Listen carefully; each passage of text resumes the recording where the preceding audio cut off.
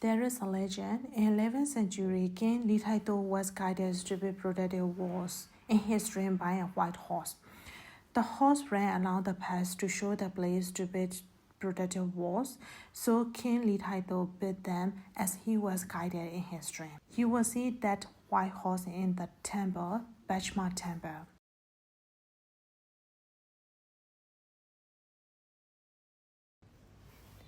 Bachma Temple is one of the oldest temples in Hanoi. It is in the heart of Old Quarter. It is considered one of Hanoi's 4 sacred guardian temples. It is dedicated to the white horse. At the entrance, amazed by the red dragons.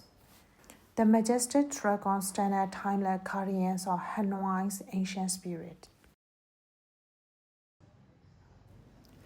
တန်နိုင်လေးတစ်ပုတ်ရှိပါတယ်17ရာစုမှာဘယင်မင်းမြတ်လီထိုက်တိုအုပ်စိုးနေစဉ်ကာလမှာဘယင်မင်းမြတ်ကဟန်နွိုင်းမြို့ကိုကာကွယ်ဖို့အတွက်အုတ်တိုင်းတွေစောက်ပါတယ်ဒါပေမဲ့အုတ်တိုင်းတွေကစောက်လို့မရဘဲနဲ့စောက်ပြီးတာနဲ့ပြန်ပြိုကျတယ်ပေါ့နော်အဲ့တော့တညမှာတော့ဘယင်မင်းမြတ်လီထိုက်တိုကိုမြင်းဖြူလေးကအိမ်မက်ပေးပါတယ်အဲ့တော့အုတ်တိုင်းတွေကိုဘယ်နေရာမှာစောက်ရမယ်ဆိုတာကိုအိမ်မက်ထဲမှာမြင်းဖြူလေးကပြေးပြီးတော့အဲ့ဒီနေရာတွေကိုပြပါတယ်အဲ့တော့ဘယင်မင်းမြတ်လည်းအိမ်မက်အတိုင်းမြင်းဖြူလေးပြတဲ့နေရာမှာဒီအုတ်တိုင်းတွေကိုစောက်လိုက်တဲ့အခါကျတော့မှအုတ်တိုင်းတွေကစောက်လုပ်ပြီးစီးသွားပါတယ်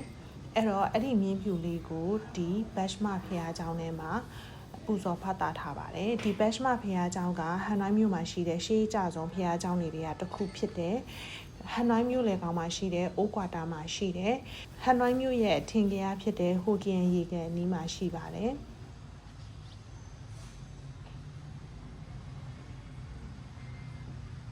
ဟန်နွိုင်းမြို့ကိုစောင့်ရှောက်တဲ့အဆောင်ရှောက်တွေရှိတဲ့ဖျားเจ้า၄ခုတွေကမှတစ်ခုလည်းဖြစ်ပါတယ်